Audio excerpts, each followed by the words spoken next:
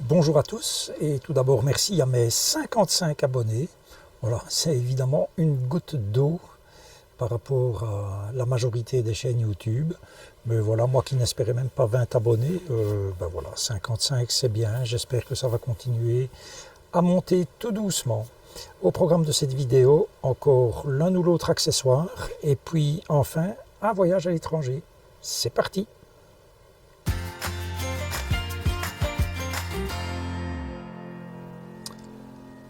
Ce lundi 15 juin, nous étions donc autorisés à quitter le pays, et non seulement ça, mais aussi pouvoir rentrer dans d'autres pays, dont la France, l'Allemagne et d'autres. Dans une vidéo précédente, j'avais émis des réserves concernant la France, de mon point de vue, bien évidemment. Mais cette semaine, ma compagne venait avec moi, et finalement, voilà, j'ai changé mon fusil d'épaule, et nous sommes partis en France. Pourquoi seulement une semaine? Tout simplement parce que j'ai des clients à servir. C'est ma top priorité, bien évidemment, parce que c'est mon moyen de subsistance, c'est mes clients. C'est grâce à eux que je peux vivre. Je peux faire beaucoup de travail à distance chez ces clients, à condition d'avoir une connexion Internet convenable, évidemment. Ce qui a été très loin d'être le cas, je vais y revenir un peu plus tard. Mais il arrive que je doive être sur place chez le client directement, comme ça va être le cas la semaine qui vient, afin d'assurer chez un client la migration de mes logiciels sur un nouveau serveur. Alors que retenir de ces 15 premiers jours en van, dont une semaine seule? Tout d'abord l'eau, je consomme en moyenne 10 litres d'eau par jour quand je suis seul. Donc ça comprend la vaisselle du soir, les chasses d'eau, enfin bon, les chasses d'eau c'est pas comme à la maison évidemment, la toilette du matin et du soir et une douche 2 jours sur 3. 10 litres c'est, je trouve, assez raisonnable, et sur la semaine où j'étais avec ma compagne, donc la semaine qui vient de s'écouler, nous avons consommé à deux 96 litres pour la même chose. Une douche 2 jours sur 3, la vaisselle du soir et les chasses d'eau. Pour ce qui est du gaz, je connais ma consommation exacte puisque j'ai le Truma Level Control qui est aimanté en dessous de ma bouteille de gaz et l'application qui me permet de vérifier le niveau à tout moment. Et j'ai utilisé 26% de gaz, vous voyez la copie écran ici ou là, 26% de gaz en 15 jours. Le gaz chez moi n'est utilisé que pour le frigo et la cuisinière. Donc je pense que je vais avoir une autonomie en gaz de 6 à 7 semaines minimum avant de devoir changer.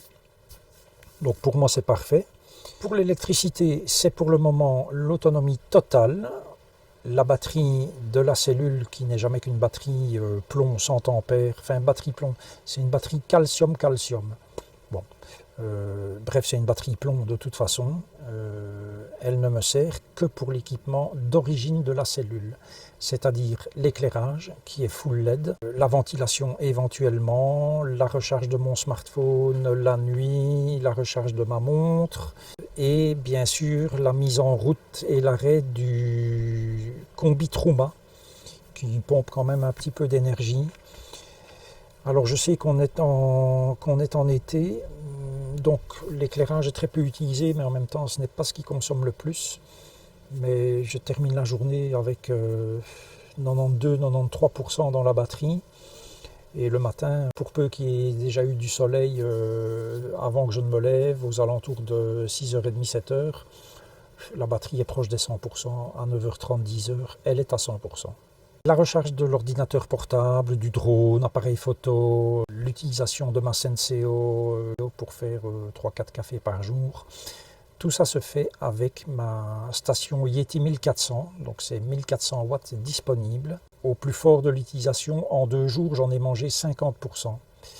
Mais comme je ne reste pas nécessairement plus de 2 jours ou 3 sur place, mais il se fait que après avoir roulé pendant 2h30, grâce au kit voiture qui est intégré à ma station Yeti 1400, la batterie était rechargée en 2h30. J'étais repassé de 50 à 100%. Donc, cela ne fait que conforter mes choix de départ concernant cette batterie. Pour la cassette DWC, je fais 4 jours quand je suis seul, forcément moins quand on est à 2. Donc voilà, c'est un peu petit, mais voilà, c'est comme ça. Tout ça sans utilisation des toilettes publiques et sans aller faire pipi contre un arbre parce que j'ai horreur de ça. On va passer maintenant au véhicule. Donc principalement pour ce qui concerne le véhicule, on va parler de la consommation. Donc la consommation du véhicule, je ne me fie jamais à la consommation qui est indiquée par l'ordinateur de bord, puisqu'elle est systématiquement sous-évaluée. Quoi qu'on en dise, c'est toujours sous-évalué. Je suis néanmoins agréablement surpris par la consommation. Je vous montre les chiffres ici au-dessus. Donc j'utilise l'application Roadtrip pour encoder tous mes pleins. Alors on peut encoder des pleins complets ou des pleins partiels. Une fois qu'on met l'index kilométrique et le nombre de litres qu'on a mis dans le réservoir, il y a un calcul de la consommation. Et donc ceci est censé me donner la consommation exacte. Alors pourquoi je dis censé me donner la consommation exacte? Tout simplement parce que le compteur kilométrique a une erreur de 7%, ce qui est quand même énorme. Ce qui veut dire que pour rouler à 100 km/h, vitesse que je vérifie au GPS, d'ailleurs moi je roule toujours en utilisant la vitesse GPS, qui est la vitesse réelle, je dois me mettre à 107 km/h compteur pour rouler à 100 km/h. Ce qui veut dire aussi que l'index kilométrique subit bien évidemment la même erreur. Donc quand je encode mon index kilométrique au moment où je fais le plein, il faut bien se rendre compte que réellement j'ai fait 7% de kilomètres en moins. Ce qui est quand même gigantesque. Et donc 7% de kilomètres en moins, ça fait normalement une consommation qui est d'autant plus élevée. Enfin bon, voilà, je me contente de cette méthode de calcul, je ne veux pas non plus chercher la petite bête. Autre point important à noter, c'est que, évidemment, le calcul ne tient pas compte de la consommation qui est faite par le combi Truma. Puisque le combi Truma, il va siphonner dans le réservoir, donc il est bien évident que l'ordinateur de bord du véhicule n'en tient pas compte. Ça me semble logique. Le Truma consomme entre 0,2 et 0,5 litres par heure. Moi ici, sur les 15 jours, il a fonctionné entre 2 et 3 heures par jour. Donc voilà, quand je vois une consommation que vous voyez sur l'écran de 9 litres 19 au deuxième plein que j'ai fait cette semaine et 9 litres 61 sur le premier plein de la semaine, voilà, 2 personnes chargées, donc quasiment à mon avis à la limite de 3 tonnes 3. Voilà, je trouve que c'est acceptable. Je consommais beaucoup plus avec mon Mercedes classe V, qui est un véhicule beaucoup plus petit, qui pesait 2 tonnes et demie à vide. Donc voilà, rien de spécial à dire pour ça. Je suis satisfait, je vais dire. Le gros bémol quand même concernant ce véhicule, je l'ai surtout constaté au retour. Pourquoi au retour et pas à l'aller? Parce qu'en général au retour, je roule toujours peut-être pas nécessairement plus vite, mais je prends des routes plus roulantes. Et donc il y a quelque chose qui est vraiment très fatigant dans ce véhicule. Je ne sais pas si c'est pareil pour les Citroën et les Peugeot, j'imagine que oui. C'est quand même les bruits de roulement, les bruits de moteur, c'est vraiment usant par rapport à une voiture. Bon voilà, c'est comme ça, on le sait. Mais autant je pourrais faire 1000 km en voiture, je ne pense pas que je ferai 1000 km avec le van d'une traite, parce que c'est vraiment très fatigant ce bruit. Mais que dire du voyage en lui-même? Les paysages, les spots, les coins trouvés pour dormir. Inutile de dire que la France est magnifique, elle regorge de trésors, que ce soit au niveau des paysages ou de coins tranquilles, pour ceux qui, comme moi, cherchent quand même des coins, les coins les plus tranquilles possibles. Voilà, je ne compte bien évidemment pas indiquer les endroits où je suis passé ou les endroits où je dors, mais je vous parlerai quand même de l'endroit où j'ai dormi les 2 premières nuits. C'était prévu une seule nuit et puis finalement on y a passé 2 nuits, tellement l'accueil était chaleureux, donc j'en parlerai en cours de vidéo. Question radio, la DAB, donc Digital Audio Broadcasting, la radio digitale. En Belgique on a une couverture complète, je pense qu'en Allemagne ça doit être le cas aussi. En France, 0 partout où on a été, donc le Grand Est, le Morvan. Dès qu'on a eu passé la frontière belgo-française, après 5-6 km, c'était fini et je n'ai plus jamais retrouvé de DAB tout au long du voyage. Voilà, ça m'ennuie un petit peu parce que ma petite radio portative a cette fonction de pouvoir écouter les stations DAB. Bon voilà, j'ai fait sans. Un point qui est très important pour moi en voyage, c'est la connectivité Internet, de préférence 4G. J'ai pas été gâté cette semaine non plus. Dans le Morvan, la couverture est véritablement calamiteuse. Il n'y a vraiment guère qu'à un endroit près d'un lac, un lac fort touristique, que la couverture était vraiment très bonne. Autrement, partout ailleurs, peau de zombie. Et, voilà. Et malheureusement, ma magnifique antenne 4G là, de 60 cm de long, je n'ai pas réussi à me connecter. Voilà, peut-être un problème de carte SIM. Je vais voir ça avec mon opérateur dès demain. Pourquoi j'ai besoin d'Internet? C'est pas pour aller sur les réseaux sociaux. C'est tout simplement que je suis amené à devoir me connecter dès qu'un client m'appelle pour un problème. Les clients, je l'ai dit en début de vidéo, sont ma priorité et donc je dois pouvoir les dépanner tout de suite. Donc voilà, c'est vraiment un point crucial pour moi. L'autre point important, je vais dire, mais ça c'est pour tout le monde, c'est quand même de trouver un endroit qui est relativement plat. Non seulement pour les frigos comme le mien, qui est un frigo à absorption, si je ne m'abuse, donc qui fonctionne au gaz. La pente maximum, si je me souviens bien de ce qui est marqué dans le manuel du frigo, c'est 1 degré. Donc 1 degré, c'est vraiment pas grand-chose. Et donc trouver un endroit plat pour le frigo, mais aussi pour cuisiner, parce que quand on a toute la sauce qui se retrouve d'un côté de la poêle, c'est quand même pas top.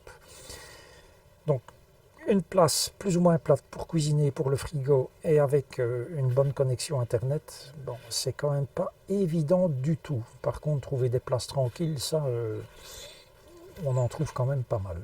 Et donc voilà, vous l'avez compris, j'ai donc été entre autres dans le Morvan.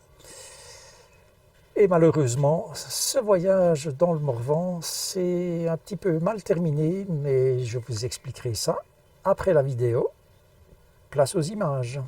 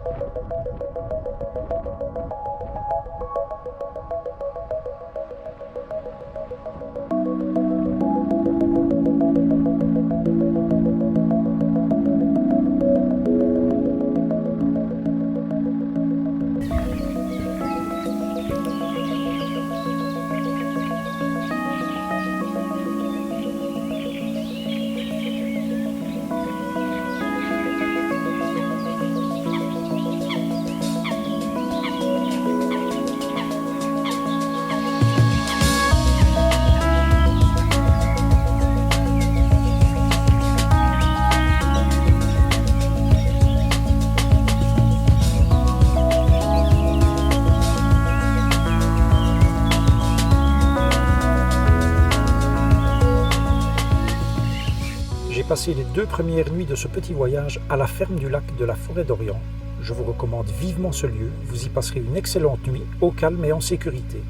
Les services disponibles sont limités à l'eau propre et l'électricité, mais la propriétaire des lieux, Charlotte, vous accueillera très chaleureusement.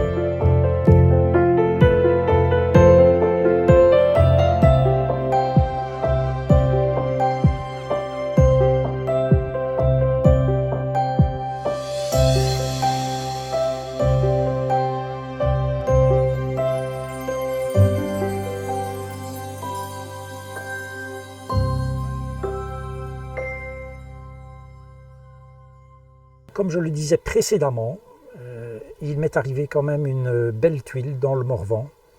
Je vous montre cela tout de suite. Vous avez un beau paillasson levanulis et en dessous de ça, qu'est-ce qu'on a? Un magnifique marchepied qui s'est cruellement mangé c'est pas une souche, ce sont des racines qui dépassaient, mais qui, selon moi, faisaient une bosse qui était parfaitement surmontable, sauf que derrière la bosse, c'était un chemin avec comme de la terre, des aiguilles de sapin, etc. Et voilà, pour moi ça passait. J'avais été près d'un autre lac avant où il y avait des grosses pierres qui dépassaient. J'ai pas eu le moindre problème puisque tout se voyait très bien. Et ici vraiment c'était vicieux comme endroit. Bon, outre le marchepied qui est complètement tordu, il y a également une déchirure au niveau de la carrosserie du bas de caisse. Voilà, donc tout ceci va me coûter quand même quelque argent. Je pense que le marchepied hors main d'œuvre c'est déjà 350 € d'après ce qu'on m'a dit. Et puis il y a un peu de travail de carrosserie, donc voilà, c'est triste. Lors de la prochaine vidéo, je parlerai des applications que j'utilise, il y en a quand même quelques-unes, et je parlerai aussi GPS, il y a beaucoup à dire sur les GPS, beaucoup. À la prochaine.